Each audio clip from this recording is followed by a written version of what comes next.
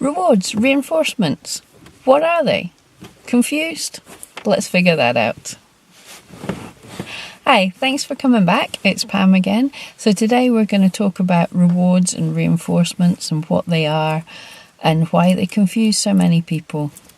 So just like yesterday, if you haven't seen the video already, pop back and have a look. We spoke about punishments. Today we're just going to have a talk about rewards and reinforcements, because again, this is something that people get confused by. Quite a lot of people who've kind of studied dog training or behaviour or anything will talk about reinforcements, whereas your average person will talk about rewards.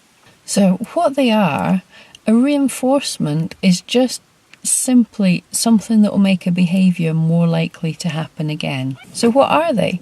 Reinforcement is just something that's going to make a behaviour more likely to happen again. This can be anything at all.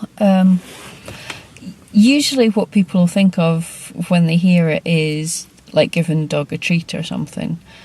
But all sorts of things can be a reinforcement, and it can be things that we don't want.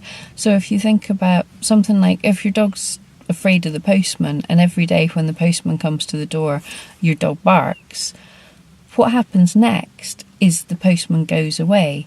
So your dog's barking to get the postman to go away is reinforced by the postman going away. So that's an example of things that are reinforcing that aren't exactly what you would want to happen. So the difference between reinforcing and rewards is mainly you reinforce a behaviour, something happens to make the behaviour more or less likely to happen, and you reward the dog.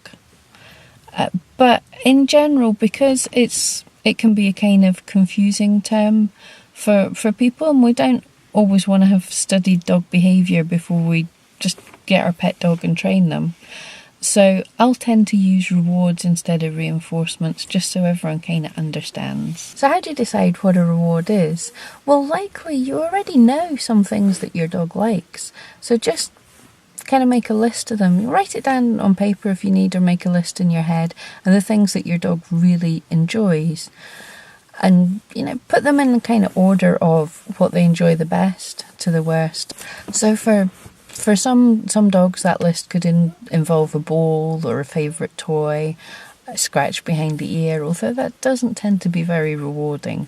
And it depends on the situation as well. If the dog's really desperate to run about, giving them a treat or a wee pat is not really going to cut it with some dogs. It can be things that you don't think of as well. Being let off the lead could be a nice reward because it's something they enjoy. So you could ask for a nice behaviour just for a few seconds before you ask the dog off the lead. You could ask them to sit before you let them off the lead. A couple of steps of good heel work. Anything. Just do that for a couple of seconds and then let the dog off the lead. Think through the types of foods that your dog likes. Does he really like cheese? Is he mental for smoked salmon? A bit about bits of kibble or dried biscuits. So decide what they actually really enjoy. And what I've found, you can go out with a mixture of treats for your dog. And what some people do is, for an average behaviour, they give an average treat. If the behaviour is super, they've got something special to pull out.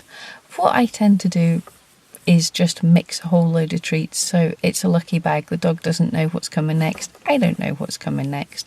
So sometimes they'll get an extra super treat. And also it means if I put something stinky in with more boring treats, then they start all to smell kind of good, and the dog can quite enjoy that. So is your dog going to get fat if you give them treats?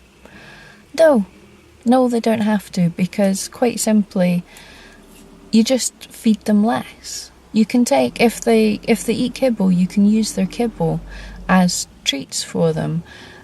It's really handy. What I find is kind of good. Kibble can be a bit dull, so into a wee, like a plastic baggie of kibble, I'll chop up something like the Mattison's garlic sausage, and the that makes the whole of the kibble smell really amazing, and the dogs are happier to take it. And all you do is just feed less kibble for their tea or something. Dogs don't have to have their whole meal out of a bowl. They can be quite happy to have to work for it. Also, remember that toys and all other things they enjoy can be a reward as well, so it doesn't have to just stick to kibble. Okay, thanks for coming back to me. I hope that was a bit of a help. If there's anything else you want to know, just leave comments down below, and I will be doing this series for the whole of March, hopefully. So if you're interested, please think of subscribing and come back again tomorrow.